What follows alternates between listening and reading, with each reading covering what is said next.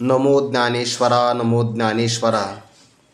निवृत्ती उदारा सोपानदेवा। मुक्ताबाई नमो त्रिभुवन पावनी। आद्यत्रय जननी देवांची जयांचे केलिया स्मरण। होय सकळ विद्यांचे अधिकरण। तेचे वंदू श्रीचरण श्री गुरूंचे ते नमस्कारोनी आता। नहि प्रपश्यामि ममापनुद्यात् यच्छोकमुच्छोषणमिन्द्रियाणाम् अवाप्य भूमा वसपत्न वृद्धम राज्यम स्वराणामपि चाधिपत्यम। हे सकळ कुळ देखोनी जो शोक उपनलासे मनी तो तुझिया वाक्या वाचुनी न जाय आणिकी। कैवल्य साम्राज्य चक्रवर्ती विश्वमौली ज्ञानोबाराय सकल ब्रह्मनिष्ठ गुरुजनांच्या परमकृपेने श्री भगवती ज्ञानेश्वरीच्या दुसऱ्या अध्यायाचा विचार आपण करत आहोत। योग्य आणि अयोग्याचा विचार मी निवड करू शकत नाही किंवा युद्ध करणं योग्य आहे का युद्धातून पलायन करून जाणं योग्य आहे। आम्ही त्यांना जिंकू का ते आम्हाला जिंकून घेतील अशा प्रकारचा निवड विचार आम्ही करू शकत नाही। कारण कार्पण्य नावाच्या दोषामुळे ज्या माझा क्षत्रियताचा स्वभाव नाहीसा झालेला आहे, धर्माच्या बाबतीमध्ये समूळ चेत असणारा मी आपली शरणागती पत्करून जे निश्चित कल्याणकारक असेल ते मी आपल्याला विचारतो। मी आपला शिष्य आहे, शरण आलो आहे आणि आपण मला योग्य अशा प्रकारचा उपदेश करावा। ही शरणागती 7व्या श्लोकामध्ये भक्तराज अर्जुनाने पत्करलेली आहे। भगवान कदाचित म्हणतील, अर्जुना माझ्या अनुशासनामध्ये राहण्याची काय आवश्यकता आहे। कारण शिष्य त्याला म्हणतात जो गुरूंच्या आज्ञेमध्ये राहतो। माझ्या अनुशासनामध्ये राहून शिष्यत्व पत्करण्याची काहीच अपेक्षा नाही। तू विद्वान आहे, त्यामुळे तुझ्या अंतःकरणामध्ये जो काही शोक प्राप्त झाला त्याचं निवारण तुला स्वसामर्थ्याने करता येऊ शकेल याचा विचार तूच केला पाहिजे, तो विचार जाणला पाहिजे। तर भक्तराज अर्जुन त्या संबंधाने आपल्या मनातला परिहार देतात की हे प्रभो, या पृथ्वीवरचं निष्कंटक असणारं धनधान्याने समृद्ध असणारं राज्यही प्राप्त केलं किंवा शतमक संपत्ती स्वर्गीची 100 यज्ञ केल्यानंतर जे इंद्रपद प्राप्त होतं असं देवाचं राज्य जरी प्राप्त झालं तरी पण माझ्या इंद्रियांना शुष्क करणारा शोक नाहीसा करू शकेल असा उपाय मला दिसत नाही।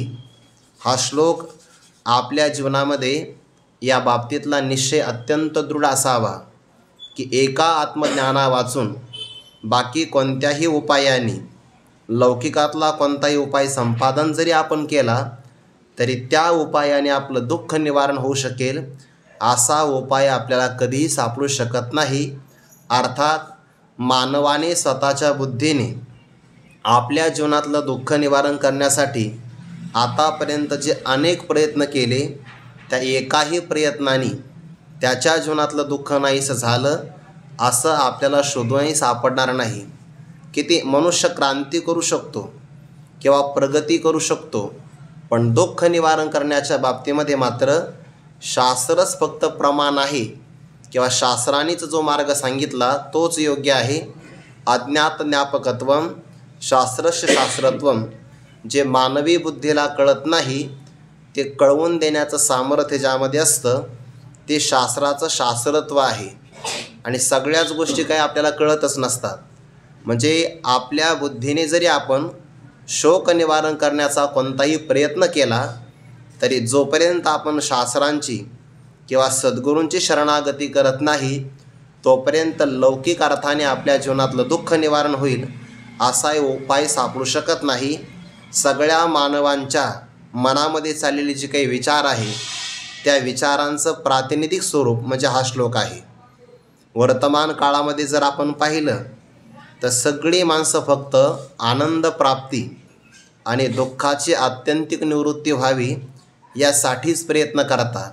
काही आपल्या स्वतःच्या बुद्धीने करतात, तर काही मंत्राच्या माध्यमातून करतात, काही यंत्राच्या माध्यमातून करतात। सगळेजण जरी प्रयत्न करत असेल तरी पण दुःख निवारण होईल असा मात्र उपाय कोणालाही सापडत नाही आणि सापडणंही शक्य नाही। मानवाच्या हा आवाक्याच्या बाहेरचा विषय आहे.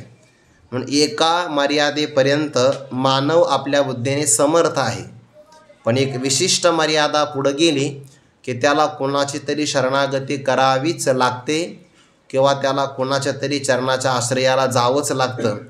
मग शेवटी जाण्यापेक्षा सुरुवातीला शरणागती केलेली काय वाईट आहे. सगळे उपाय संपल्यानंतर मनुष्य म्हणतो नाही राव, आयुष्य माझं पूर्ण व्यर्थ गेलं, पण सर्व सुखाची आशा जन्म गेला, फक्त सुखप्राप्ती नाही झाली. मला या उपायाने सुखप्राप्ती होईल, या उपायाने मला सुख मिळेल, अशा सुखाच्या आशेमध्ये पूर्ण जन्म निघून जातो. आणि मग सगळ्या प्रकारचे अनुभव खाल्ले किंवा अनुभव घेतले की शेवटी तो मान्य करतो की अरे लटिका व्यवहार, सर्व हा संसार काही खरं नाही. काही लोक स्मशानामध्ये जातात ना, स्मशानामध्ये गेल्यानंतर सगळेच माणसं प्रवचनकार होतात स्मशानात गेल्यानंतर, कारण ते वातावरण तसं असतं. काही नाही हो, 2 चिमट्या राग झाली की काही राहत नाही, काढा तंबाखू. म्हणजे उपाय मान्य करतो पण तो स्वीकार मात्र करत नाही. स्वतःच्या बुद्धीने हा उपाय कधीही सापडू शकत नाही. आता या पदावर किंवा या श्लोकावर ज्ञानोबा भाष्य करतात ते मुळात फारच गोड आहे, इतकं सुंदर.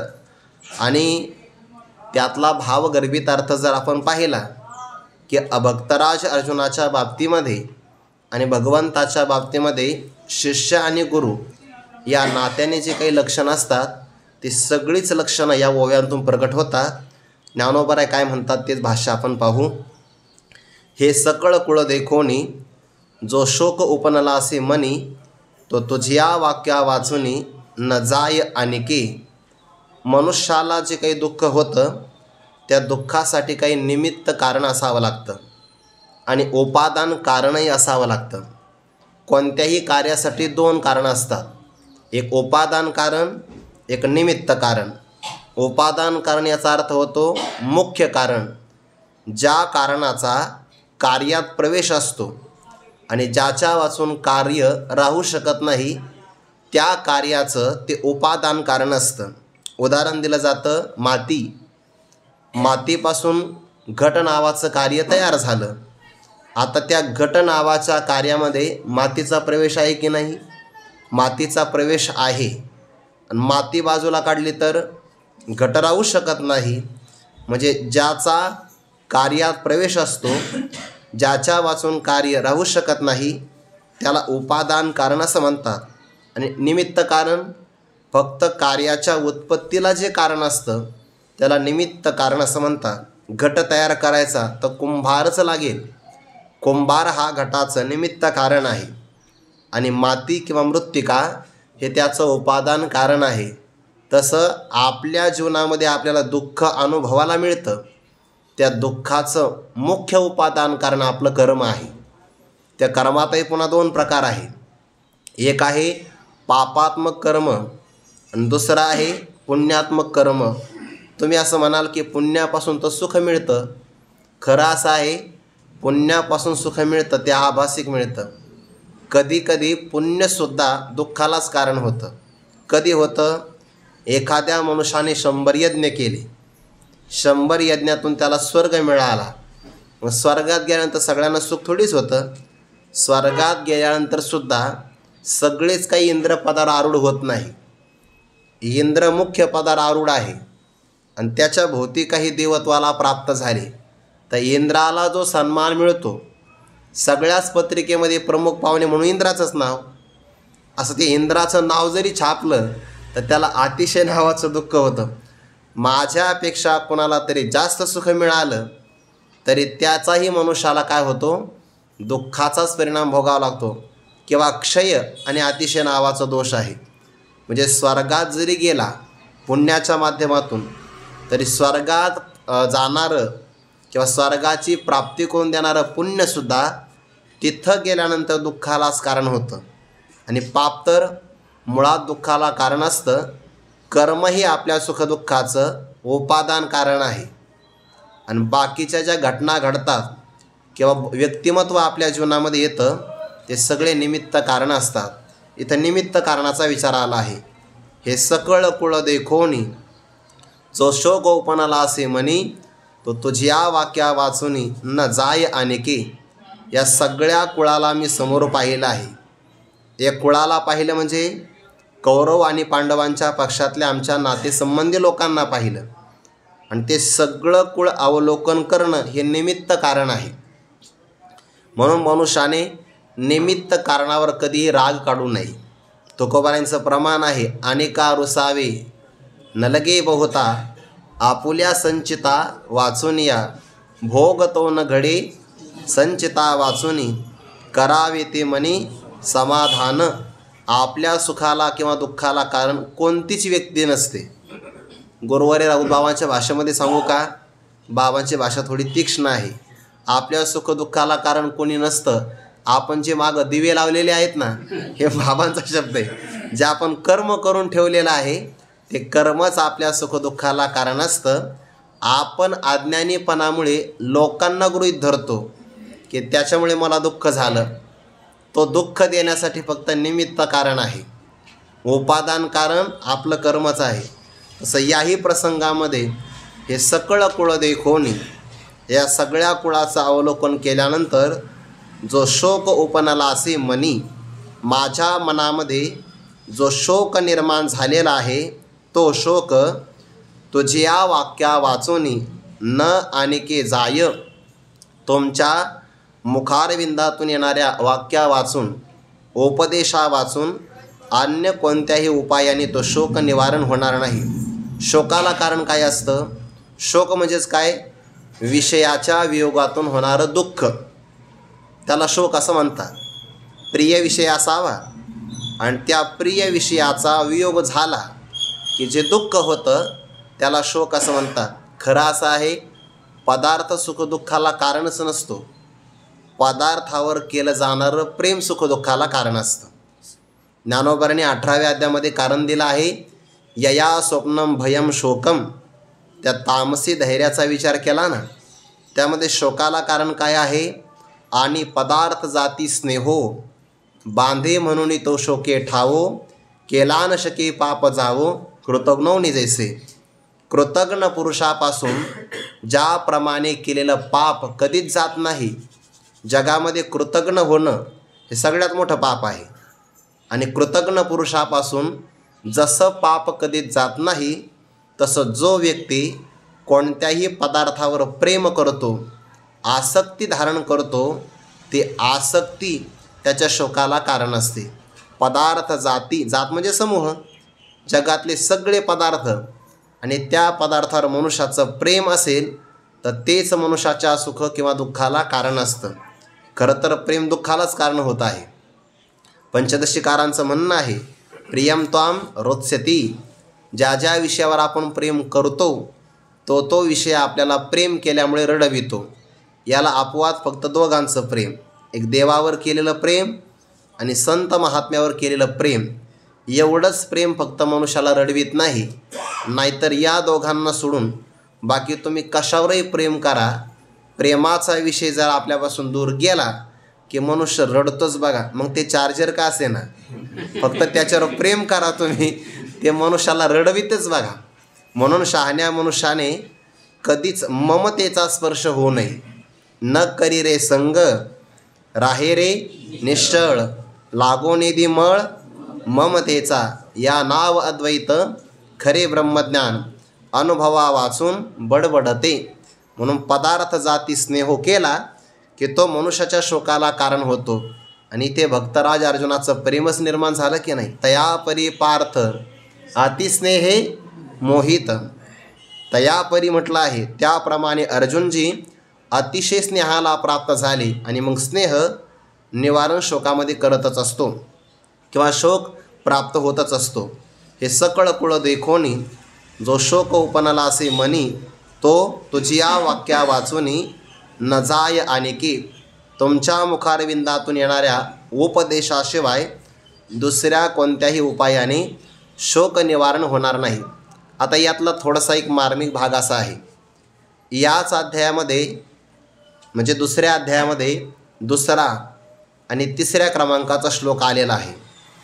कुतस्त्वा कश्मलमिदं विषमे समुपस्थितम अनार्यजुष्टम स्वर्गम कीर्तिकरम अर्जुन क्लैब्यम मास्मगम पार्थ नैतत्वयोपपद्यते क्षुद्रम हृदय दौर्बल्यम त्यक्तोत्तिष्ठ परंतप.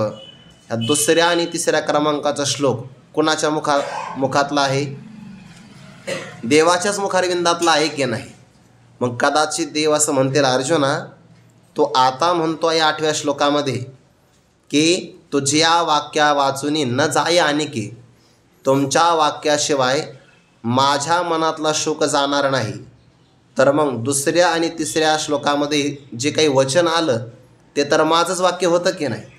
आणि त्या वाक्या वाचून तर तुझा शोक काही निवारण झाला नाही, तसा भविष्यामध्ये येणाऱ्या वाक्यापासून सुद्धा शोक निवारण होणार नाही.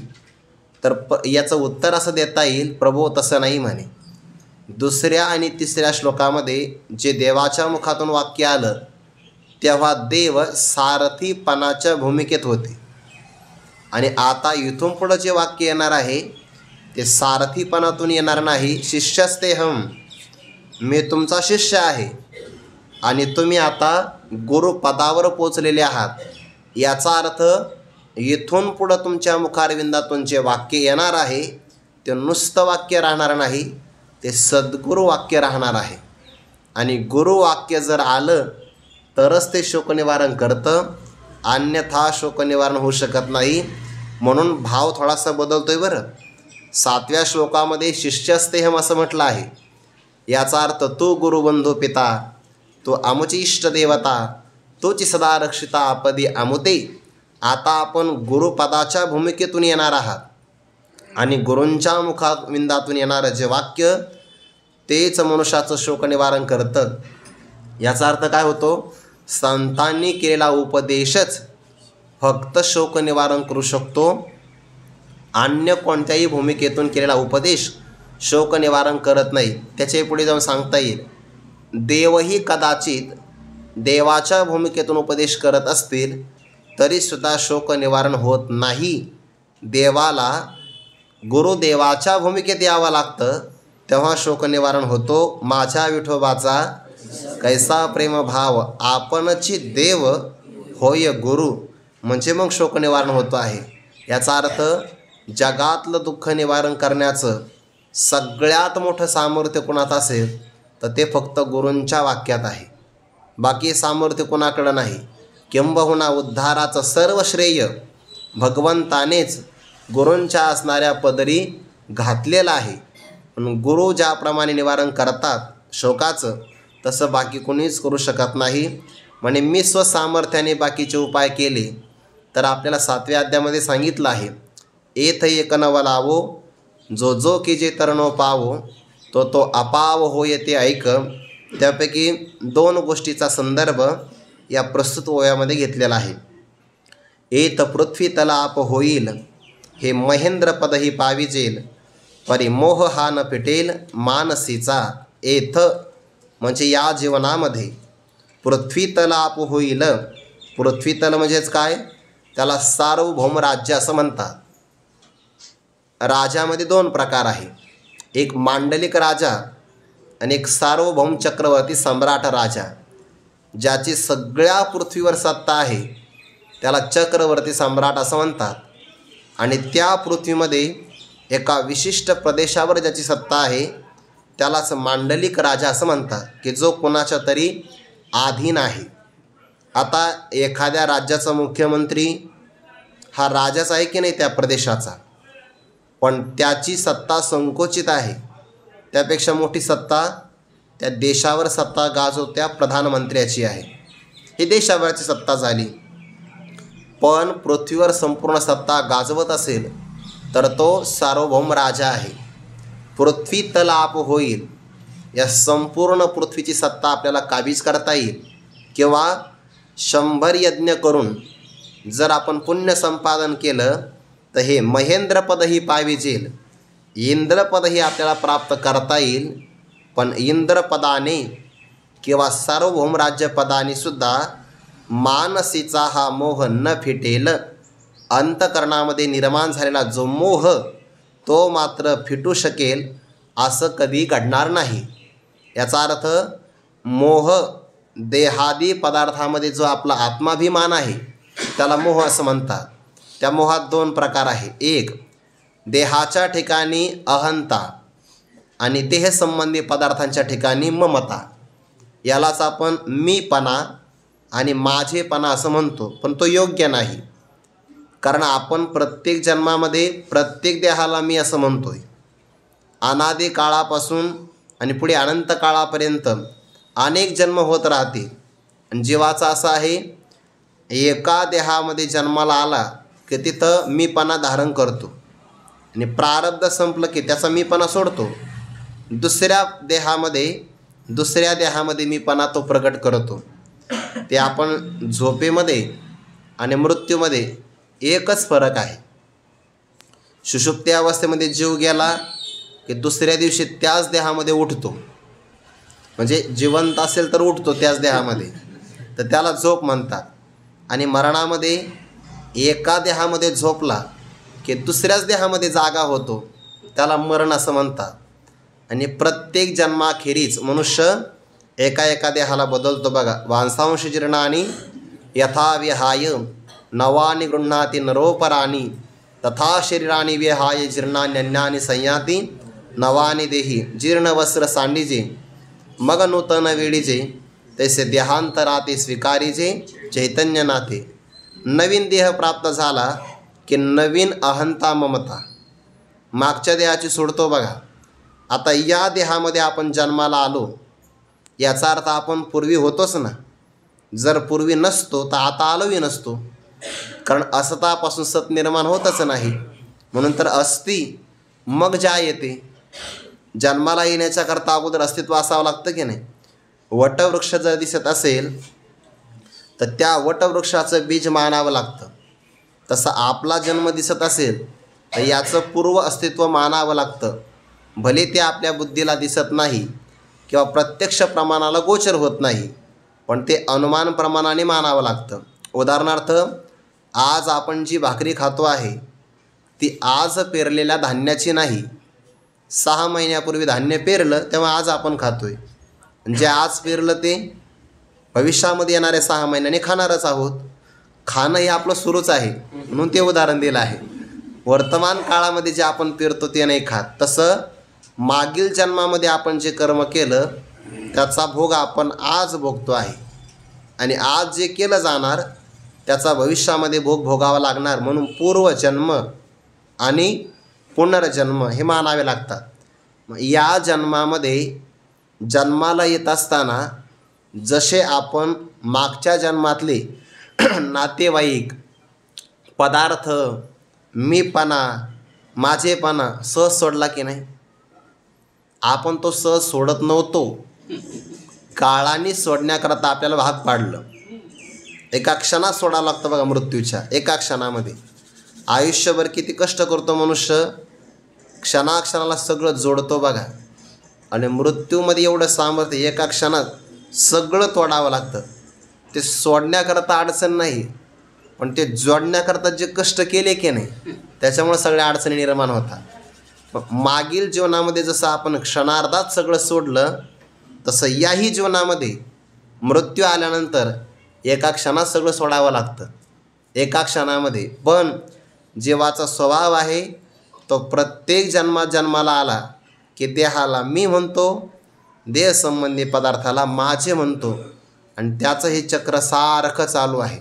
सारखं हे अनादी काळापासून चालत आलेलं आहे.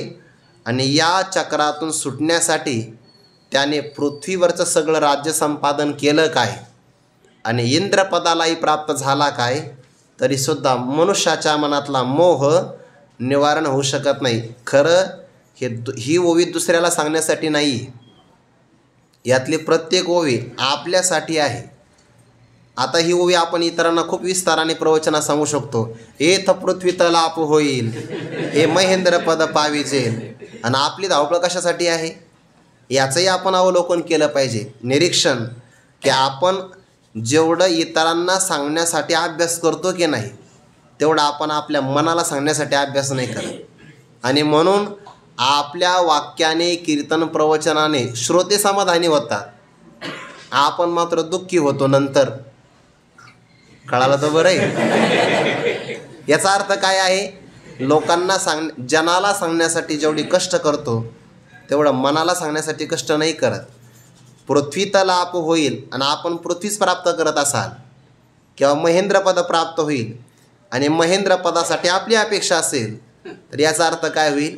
आपण फक्त सांगतो आहे, आपल्या भाषेमध्ये फॉलो कुठं करतोय, आपण अनुष्ठानात कुठं आणतोय ते. आणि जोपर्यंत अनुष्ठानात येत नाही तोपर्यंत सांगण्याचा काहीच उपयोग होत नाही.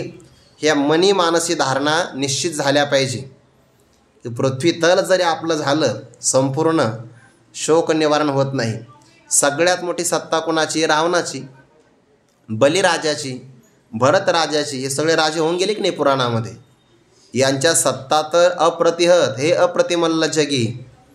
यांच्यामध्ये प्रतिस्पर्धीच कोणी नव्हता. भरत राजाची तर सगळ्या जगावर सत्ता.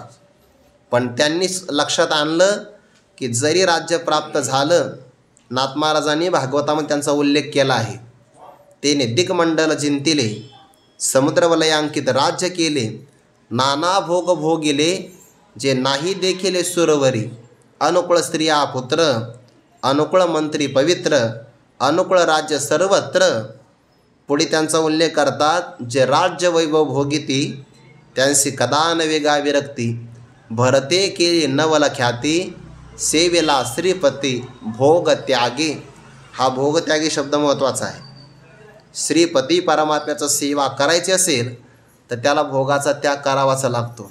म्हणून आत्मार्थी पृथ्वीम त्यजेत असं म्हटलं आहे. याच पदामध्ये इथं पृथ्वीतल आप होईल हे ज्याला कळतंय त्याला वैराग्य प्राप्त होऊ शकतं.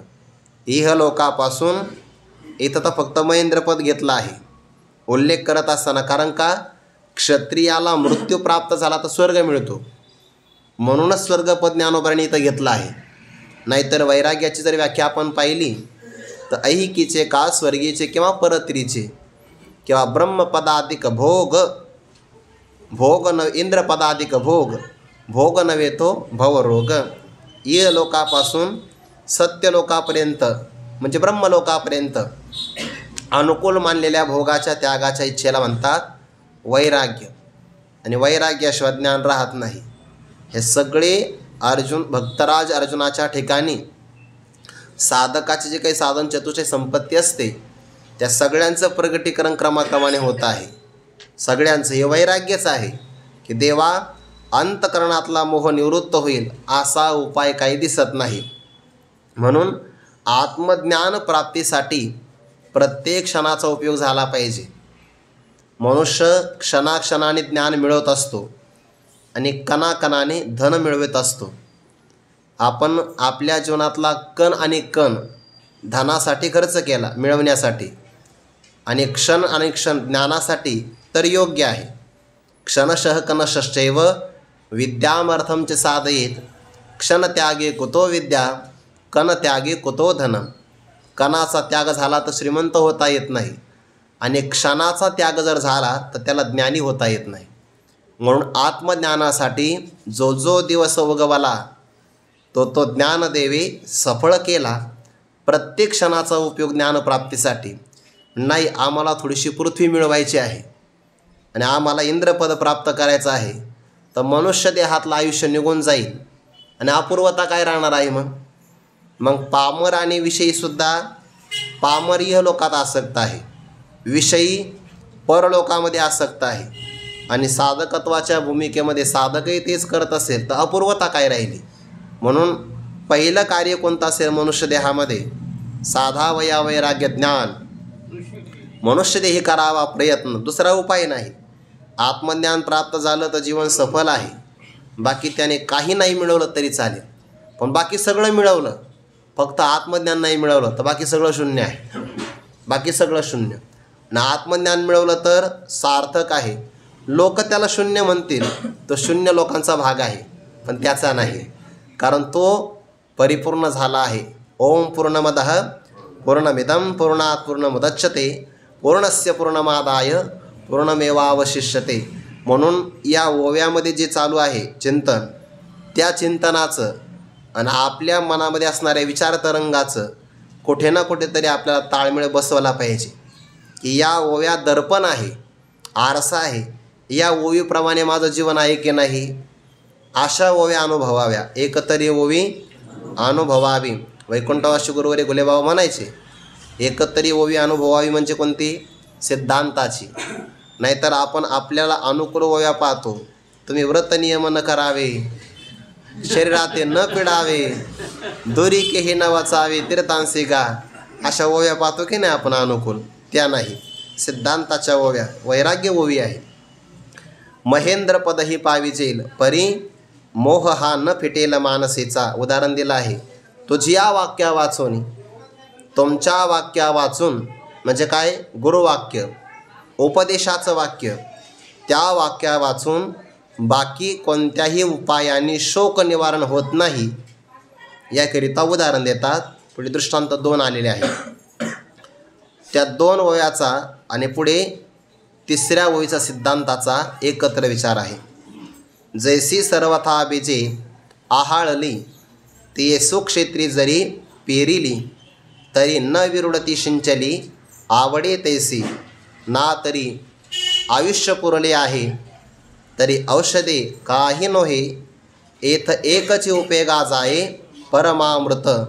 तैसे राज्यभोग समृद्धी, उज्जीवन नोहे ये बुद्धी, एथ जिव्हाळा कृपानिधी, कारुण्य तुझे. ऐसे अर्जुन तेथ बोलिला, तव क्षण एक भ्रांती सांडिला, मग पुनरपी व्यापिला उर्मितेने. या 3 ओव्यांचा खरं एकत्र विचार केला पाहिजे, किंवा 3.5 ओवीचा एकत्र विचार केला पाहिजे स्पष्ट. आणि मग पुढची अर्धी ओवी जी आहे ना, मग पुनरपी व्यापिला, तर पुढे नवीन विषयाला प्रारंभ होतो आहे. ज्ञानोबा उदाहरण देतात की भगवंताच्या मुखारविंदातून अर्थात गुरुवाक्याच्या उपदेशा वाचून दुसऱ्या कोणत्याही उपायाने शोक निवारण होत नाही, याकरिता दृष्टांत. जैसी ज्याप्रमाणे सर्वथा बीजे आहाळली. आहाळली म्हणजे भाजल्या गेली. काही धान्य हे आपण मोड आल्यानंतर सेवन करतो, आणि काही धान्य आपण शिजवितो, काही धान्य आपण भाजून काढतो. ज्याप्रमाणे आता मूग मटकी असेल तर मोडाची खाऊ शकतो, डाळी असेल तर आपण शिजवून खातो, शेंगदाणे भाजून किंवा कच्चेही खाता येतात, किंवा हुरडा पार्टी ज्वारी जी असते की नाही, ते आपण काय करतो, त्या आगटीमध्ये भाजून घेतो की नाही. मग जे आता बियामध्ये अंकुरोत्पादक शक्ती असते. बीज आपण पेरलं, ज्ञानोबा म्हणतात बीज जळाची जवळी कला आहे. त्याला पाण्याचा संबंध मिळाला की त्यातून शाखा उपशाखा अंकुर निर्माण होतो.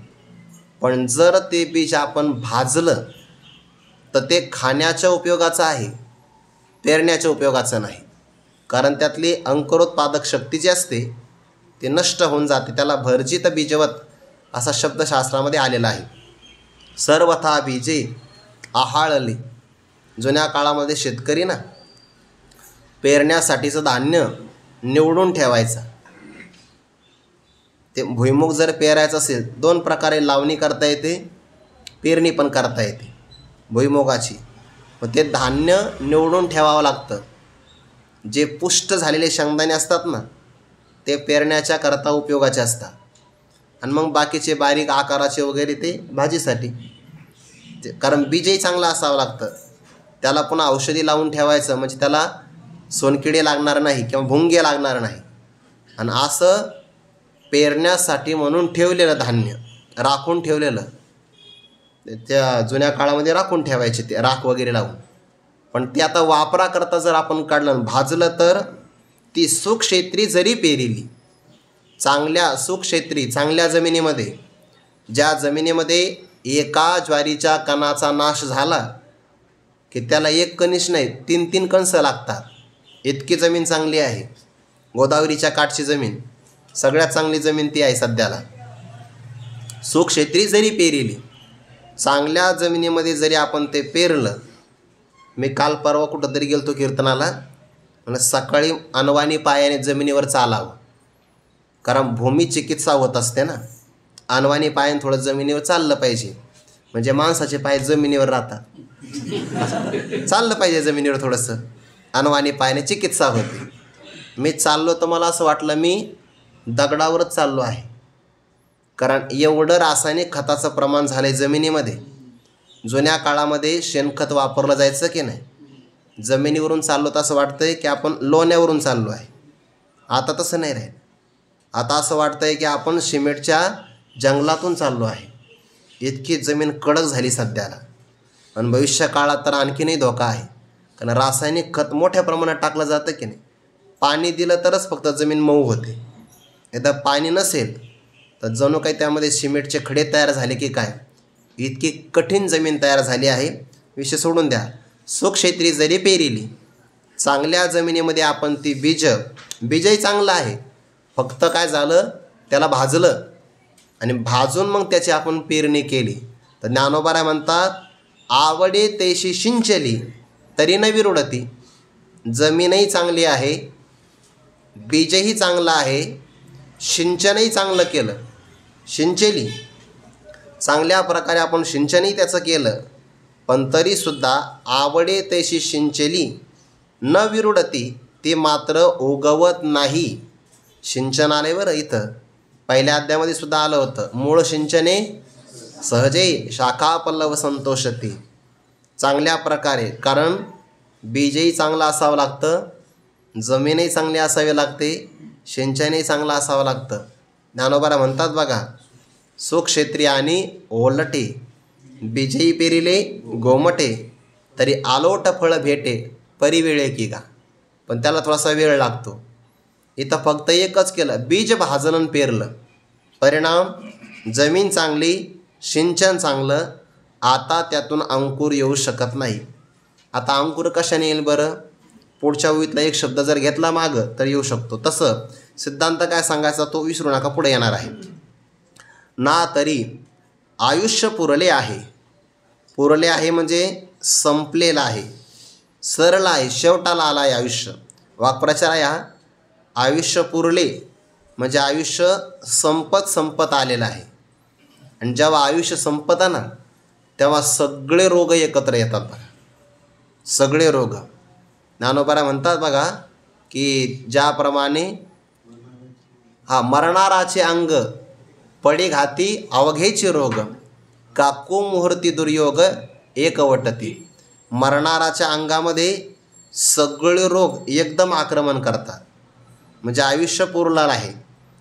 बरं, औषधं अनेक वापरले, काही रोगामध्ये औषधं उपयोगी पडतात, पण काही रोग असे असतात औषधं उपयोग पडतच नाही. त्याला एकच औषध, कोणतं? मरणे. बस, दुसरं कोणतं औषधच नाही त्याला. मग औषधे काही नव्हे, औषधाचा काहीच उपयोग होत नाही. येथं अशा प्रसंगामध्ये एकची उपयोगा जाय परमामृत. परम म्हणजे श्रेष्ठ, श्रेष्ठ असं फक्त अमृतच एकमेव उपयोगाला जातं. कारण जर अमृत प्राशन केलं की त्याचं आयुष्यही वाढतं आणि पुन्हा रोग निवारणसुद्धा होतं. सेवेली अमृत सरिता रोग दौडोनी पंडुसुता, अमरपण उचिता देवोनी घाली. आयुष्य संपलं, औषधाचा उपयोग होत नाही, अमृत सेवन केलं की त्याला जीवन प्राप्त होतं. किंवा मागच्या ओवीमध्ये जर अमृत त्या बीजावर आपण शिंपलं आणि जे भाजलेलं बी आहे त्याला जर आता मरणाऱ्या व्यक्तीला जर आयुष्य मिळतं तर भाजलेल्या बियाला काय मिळणार नाही. येथ एकची उपयोगा जाय परमामृत. दोन्ही दृष्टांतामध्ये आपल्याला अमृत घेता येतं बरं.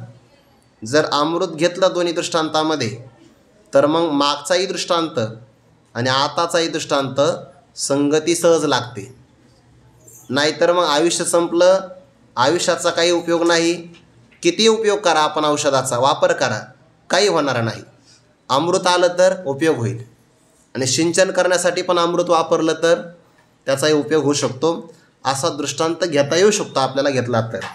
तैसे सिद्धांत काय सांगायचा? राज्य भोग समृद्धी ओज्जीवन नोहे ये बुद्धी, येत जिव्हाळा कृपानिधी कारुण्य तुझे. प्रभो, राज्य मिळालं, भोगांची समृद्धी मिळाली, पण तरीसुद्धा ये बुद्धी, दुसरा एक पाठ आहे जीवबुद्धी. माझ्या ठिकाणी असलेली जीवत्व बुद्धी, या जीवत्व बुद्धीचं उज्जीवन नव्हे. उज्जीवन म्हणजेच काय? उत्तेजन, किंवा या बुद्धीला चांगल्या प्रकारचा उत्कर्ष कधीही प्राप्त होणार नाही. आणि याच ठिकाणचा जर पाठ घेतला तर माझी जी काही आता बुद्धी झाली आहे, कोणती? मला युद्ध करायचं नाही, भिक्षा मागता भली, ही जी काही माझी बुद्धीचा विचार परिपूर्ण झाला आहे, या बुद्धीला दुसरा विचार आता कोणताही प्राप्त होऊ शकत नाही. राज्य मिळालं तरीसुद्धा माझ्या बुद्धीला उत्तेजना मिळत नाही, आणि समृद्धी जरी मिळाली तरीसुद्धा माझ्या बुद्धीचा जो विचार आहे तो सुटू शकत नाही.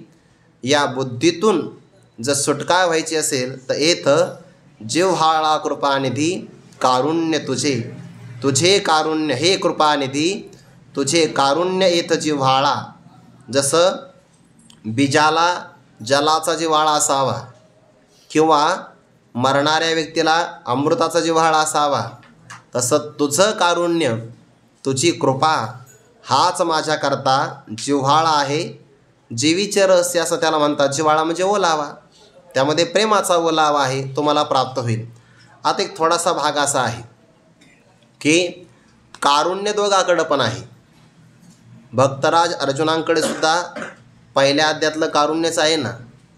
ते मनी गजबज जाहली आणि आपैसी कृपा उपजली, त्याने अपमाने निघाली वीरवृत्ती. आपैसी कृपा उपजली म्हणजेच करुणाच आहे, ती कृपा म्हणजे कारुण्यच आहे. आणि आता भक्तराज अर्जुन इथं पण अपेक्षा कोणती करतात? देवाकडे कृपानिधी आपण आहात, कारुण्याचीच अपेक्षा करतात. म्हणजे अर्थ काय होतो माहिती का? अर्थ असा होतो, अंतःकरणामध्ये जर कारुण्य निर्माण होत असेल विषयाच्या संबंधाने, तर त्या विषयाचं कारुण्य संपविण्यासाठी आपल्याला वैराग्याचंच कारुण्य असावं लागतं. जसं आपण समान सत्तेमध्ये साधक बाधक व्यवहार घडतो असं म्हणतो की नाही आपण, त्याप्रमाणे दुसरा कोणता उपाय नाही. जर कारुण्यामुळे दीनवानापणा भाव प्राप्त झाला असेल तर तुमच्या कारुण्याशिवाय हे कारुण्य जाणारच नाही. हे कृपानिधी, आपण सगळ्या कृपेचे निधी ठेवा, खजिना आहात, आणि त्यातली थोडीशी कृपा आमच्यावर प्राप्त झाली तर आमच्याही जीवनातला हा भाव निघून जाईल. ज्ञानोबा म्हणतात, राज्य भोग समृद्धी उज्जीवन नव्हे ये बुद्धी. राज्याची भोगाची समृद्धी मिळाली तरीसुद्धा या बुद्धीला उत्तेजना मिळत नाही, किंवा या बुद्धीला विचार सुचत नाही. राज्य आणि भोग अनुकूल मिळाले तर ती आसक्ती भ्रमात टाकू शकते, आणि त्यातून जो सुटतो तो मात्र ज्ञानाचा अधिकारी आहे. त्या भागवतामध्ये असा विचार आला की शुकाचार्यांचा जन्म झाला. ब्राह्मणाची पोर एक खेळाशी भ्याले, ते 12 वर्षे लपाले रे, कापत कापत बाहेर आले, ते नागवेची पळून गेले रे. रविवारी त्या अभंगामध्ये विचार आलेला आहे, तो रविवारच्या अभंगामध्ये आपल्या भजनी मालिकेमध्ये. त्यांनी सांगितलं, मी जन्माला नाही येणार, मला मायेचा वारा लागेल. भगवंताने आश्वासन दिलं, माया तुम्हाला बाधणार नाही. पण अडचण अशी आहे, माया बाधत नाही, अहंकार बाधतो. नामदेव महाराजांनी म्हणून ते मागितलं, अहंकाराचा वारा न लागो राजसा, माझ्या विष्णुदासा भाविकांशी. आणि मग सामान्य मुलगा जरी आला तर वडील प्रेम करतात. हा तर ज्ञानी महात्मा आहे. व्यासांचं प्रेम जागृत झालं. पुत्रेति तन्मयतया, ते पुत्राशी हाक मारली, सर्वात्म भाव प्राप्त झाल्यामुळे वृक्षांनी प्रति हाक दिली आणि शुकाचार्य निघून गेले. पण जाता जाता व्यासांनी सांगितलं की जनकाच्या भेटीला जावं आपण, कारण थोडासा कुठेतरी सूक्ष्म अभिमान जागृत झाला होता. तो अभिमानाचं नाणं खोटं करण्यासाठी जनक भेटीसी पाठीला देणे, जनक राजाच्या आपण भेटीला जावं. काहीच नाही बरं, सर्व संग परित्याग केलेला आहे. फक्त कौपीन आहे अंगावर, बाकी काहीच नाही, राखच लावलेली आहे. जनकाच्या राजदरबारामध्ये गेले, सैनिकाला सांगितलं, जा मी व्यासपुत्र शुक आलो याचा निरोप द्या. जनक राज्यकारभारामध्ये मग्न होते. त्यांनी प्रतिनिरोप पाठवला ते म्हणे त्यांना सांगा संगम त्यक्त्वा सुखी भव. हे म्हटले मी माझा परिचय दिला, मी व्यासपुत्र शुक आलो आहे आणि यांनी मला काय सांगितलं, संगम त्यक्त्वा सुखी भव. अहो संघ कुठे आहे माझ्याजवळ? मी घराचा संघ परित्याग केला, सर्व संघ सोडूनच मी इथपर्यंत आलो आहे, तरी मला राजे म्हणतात की संगम त्यक्त्वा सुखी भव. काय अडचण आहे? पुन्हा निरोप पाठवला. तिसऱ्यांदाही निरोप तोच आला की संगम त्यक्त्वा सुखी भव. लक्षात आलं आपलं काहीतरी चुकतं आहे आणि मग परत निरोप पाठवला की मी व्यासपुत्र नाही, फक्त सांगा की एक तुमचा दिनवाना शिष्य शुक आलेला आहे. फक्त दिनवाना भाव बरं, मीपणा होता ना अगोदर, मी व्यासपुत्र शुक आलो आहे, ते मीपणा सोडला आणि फक्त शुक आलो आहे असं सांगा. मग राजांनी जनकाने त्यांना आतमध्ये घेतलं आणि उपदेश सांगायचा आहे, पण त्या अगोदर त्यांना राज्याच्या आसक्तीमध्ये ठेवलं.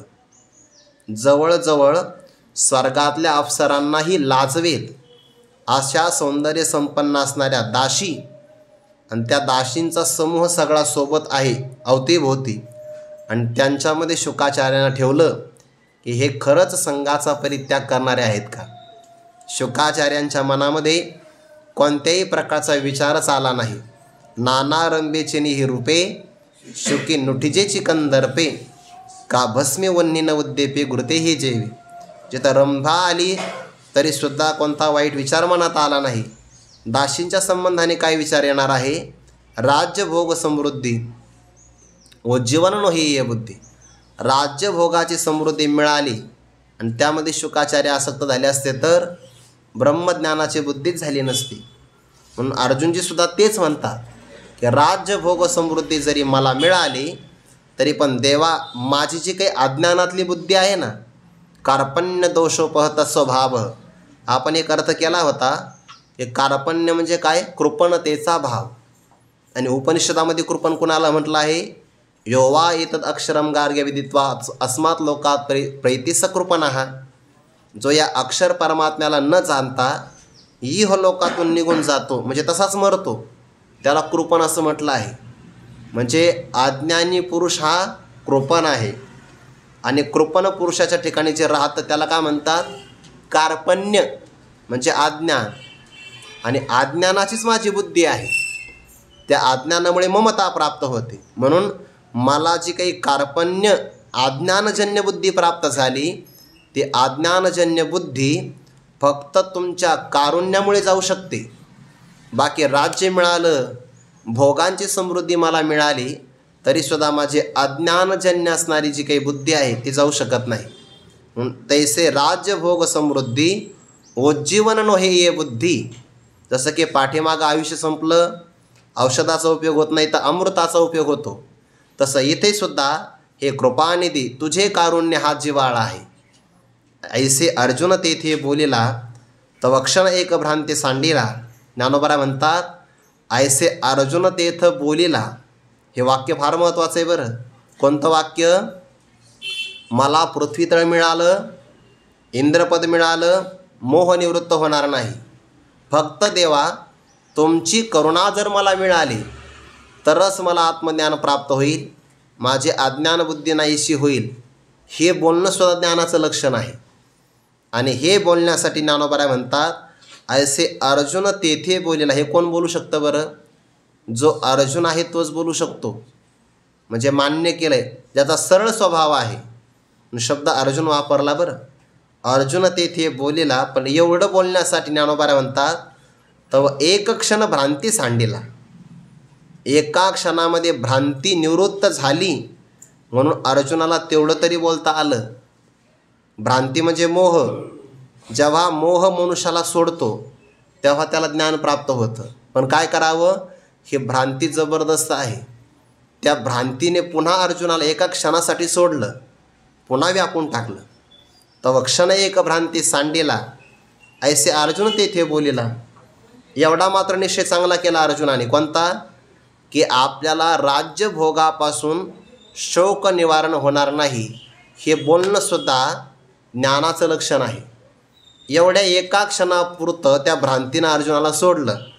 ज्ञानोबा म्हणतात मग पुनरपि व्यापिला उर्मितेने, आणि पुन्हा एकदा त्याच भ्रांतीच्या उर्मीने, उर्मी म्हणजे वेग किंवा लहर, त्या वेगाने पुन्हा अर्जुनाला व्यापून टाकलं.